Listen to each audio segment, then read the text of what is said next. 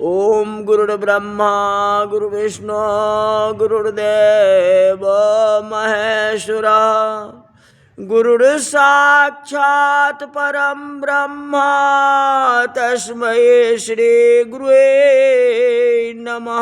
आज भागवत की कथा में नंद बाबा के राजमहल के 108 प्रदक्षिणा करने का नियम लो।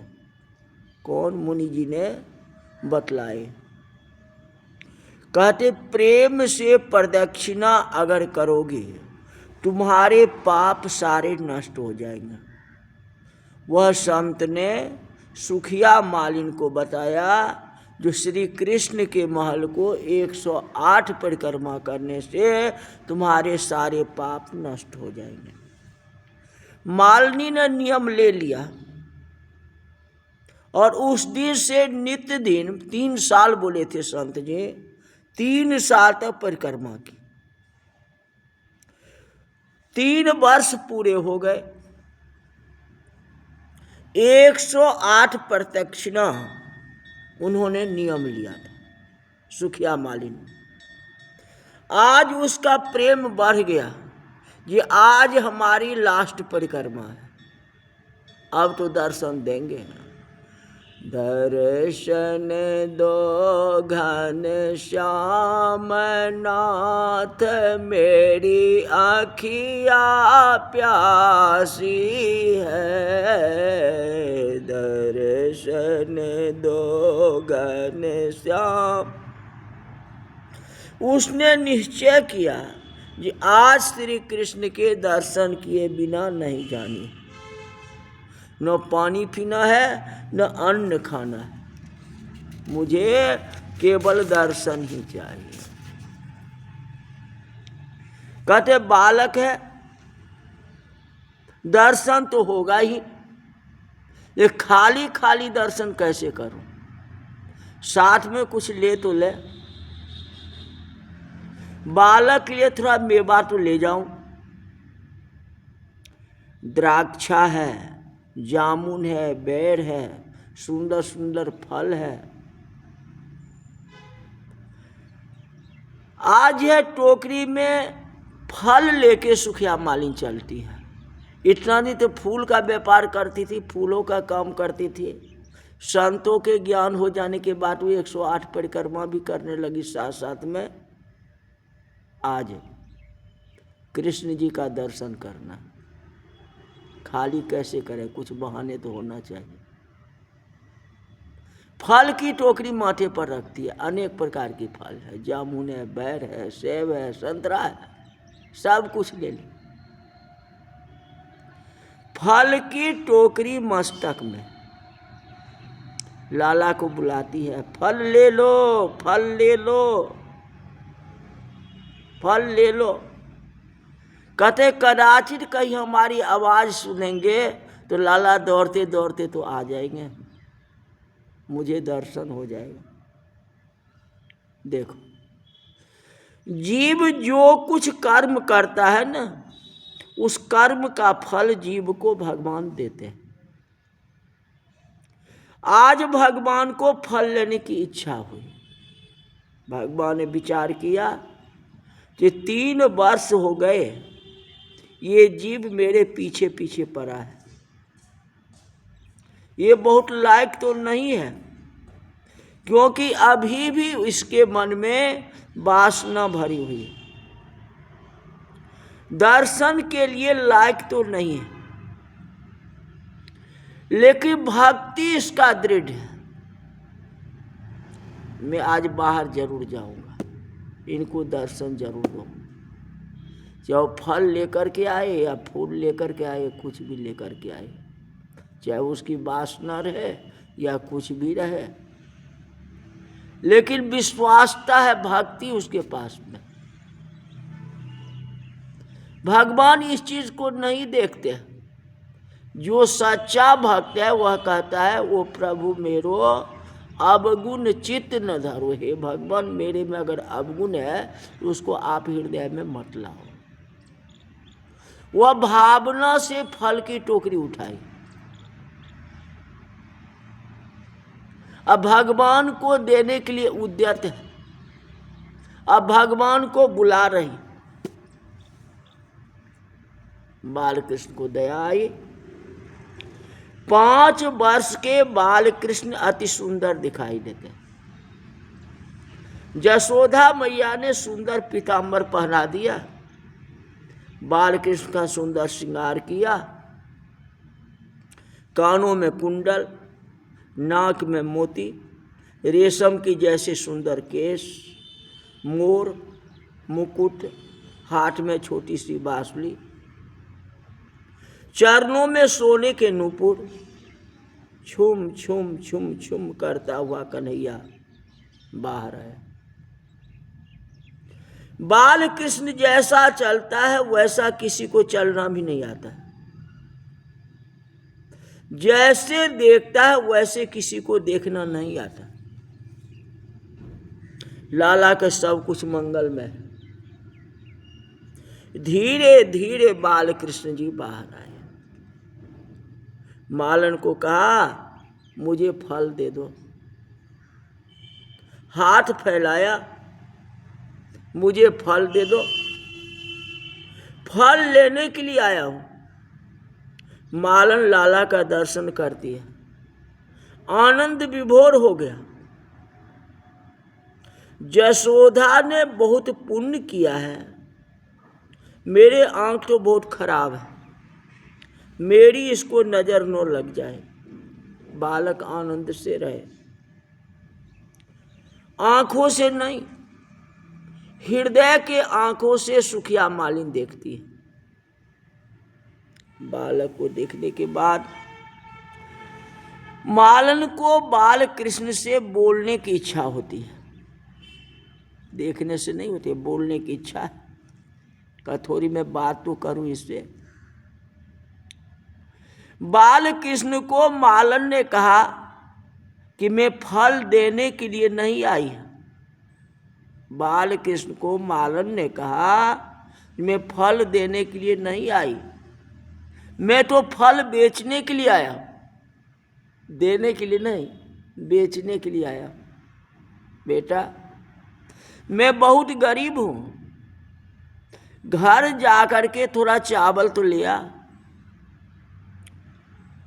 तू मुझे चावल देगा तो बदले में तुम्हें मैं फल दूंगी, मेरे लिए चावल लिया। बाल कृष्ण ने कहा मैं चावल लेकर के आता हूं। बाल कृष्ण अंदर जाते हैं, मालन देखती है, फिर मालन को जो है पश्चाताप होती, मेरी भूल हो गई, इस फल में क्या है, अपने प्राण निकाल करके उसको दे देती थी तो भी कम हो जाता। तो मैंने उसको बोल दिया आज मैं फल बेचने के लिए आया, मुझे कुछ अन्न दे दो, मुझे कुछ चावल दे दो। मेरी बुद्धि बिगड़ गई। मैंने उसको कहा जो मैं गरीब हूं, मुझे चावल दो। मैंने उसको कहा, कोई झूठ तो कहा नहीं, बोला तो मैं सही, गलत तो नहीं। वास्तविक में मैं गरीब हूं, मुझे चिंता है, घर जाने के बाद मैं क्या खाऊंगी।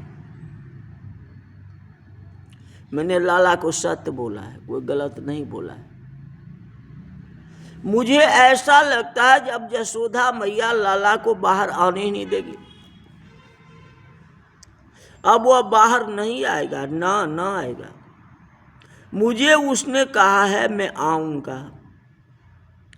मालन प्रतीक्षा कर रही है। लाला का दर्शन करने के बाद उसका प्रेम और बढ़ने लगा। मालन के घर में 7 कन्याएं थी, एक भी पुत्र नहीं था। बाल कृष्ण का दर्शन करने के बाद उसके हृदय में और प्रेम हो गया। ये ऐसा बालक मुझे हो जाता तो कितना अच्छा था, मुझे ऐसा बालक हो तो मैं सुखी हो जाऊं। मैं उससे प्यार करूं, छाती से लगाऊं, ऐसा बालक मुझे हो। कहते ना ना ना ना, ऐसा बालक तो मुझे कभी होने वाला है ही नहीं, क्योंकि वो तो कल्पना कर रही है, इच्छा कर रही है। कहते ऐसा तो हो ही नहीं सकता है, कभी ऐसा नहीं होगा।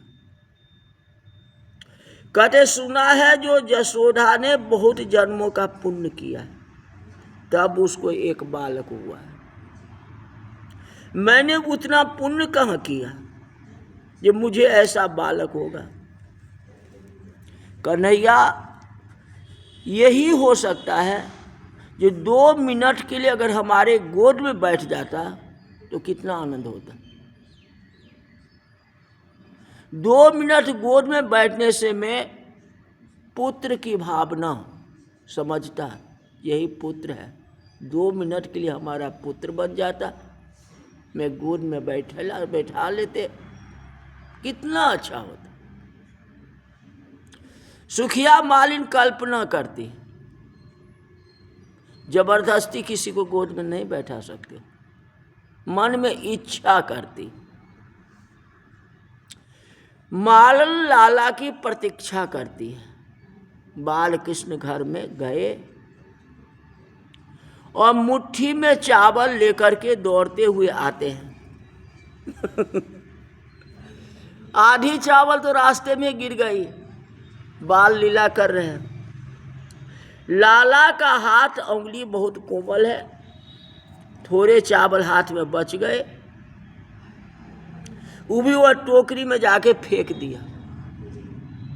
सुखिया मालिन के हाथ में नहीं दी, टोकरी में जाकर के कृष्ण भगवान ने फेंक दिया।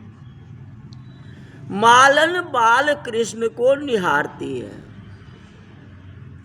बाल कृष्ण मालन को देखते हैं, उनके हृदय में प्रेम है। मैं कैसे कहूं जो मेरी गोद में आ जा, ऐसा बोलना ठीक नहीं है। न जाने यशोदा मां कब आ जाए, उनके हृदय में प्रेम है, वह संकोच से बोलती नहीं है।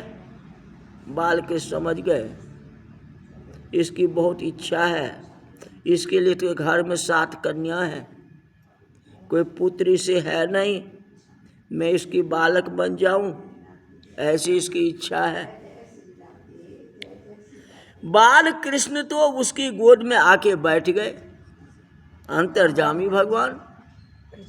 गोद में जब बाल कृष्ण आए तो मालन को अति आनंद हुआ, बहुत आनंद। प्यार करती है, बार बार निहारती है, प्रेम का आंसू बहने लगा, प्रेम का आंसू बहने लगा। उनके मन में ऐसी इच्छा हुई कि मेरी गोद में तो आया, लेकिन एक बार मुझे अगर माँ कह देता तो कितना अच्छा होता है। मुझे माँ कहेगा तो मैं अपना दुख को भूल जाऊंगी। मैं लाला को कैसे कहूं कि तू मुझे माँ का। अंतर्जामी समझ गए मैं सभी का बालक हूं, मैं सभी का बाप हूं, मैं सभी का दादा हूं। जीव जिस भाव से प्रेम करता है उस भाव के अनुसार भगवान भी उसको वैसा ही प्रेम करते। उसकी बहुत इच्छा है जब मैं एक बार उसको माँ कहूँ, उसकी बहुत इच्छा है जो मैं एक बार उसको माँ कहूँ। माँ कहने से मेरा क्या जाता है। बाल कृष्ण गोद में आए और बहुत प्रेम से बाल कृष्ण ने कहा माँ माँ मुझे फल दो। जब माँ कहा तो मालन को अति आनंद हुआ, मैं लाला की माँ हूँ। हाथ में द्राक्षा देती, मतलब बेड़ देती है, छोटा सा फल देते, बड़ा फल कैसे लेंगे। क्योंकि सुखिया अभी भी बालक ही समझती है, ये छोटा सा बालक है, जब एक चावल नहीं संभल सका तो बड़ा फल कैसे संभलेगा। इसलिए छोटा सा बेर का फल देते। मेरे लाला को किसी की नजर न लगे। लाला को समझ आती है कि बेटा आज मेरी भूल हो गई, आज मैंने चावल आपसे मांग लिया, अब तेरे पास कभी भी कुछ मांगने के लिए नहीं आऊंगी, मांगूंगी नहीं। तेरे लिए सुंदर फल ही लेकर के आऊंगा बेटा, आज से मैं फल ही बेचूंगी। जब मैं आऊं तो बाहर केवल आ जाना और रोज दिन तुम्हें जो है फल दे दूंगी। मैं ऐसा नहीं कहती कि मेरी गोद में आना। बेटा तुझे अच्छा लगे 2 मिनट मेरी गोद में बैठ जाना। तू एक बार मुझे माँ कहेगा तो मेरा दिन आनंद से बीत जाएगा। मेरे कारोबार में बरकत होगी, मैं दुख को भूल जाऊंगा। एक बार मुझे रोज दिन माँ कह देना।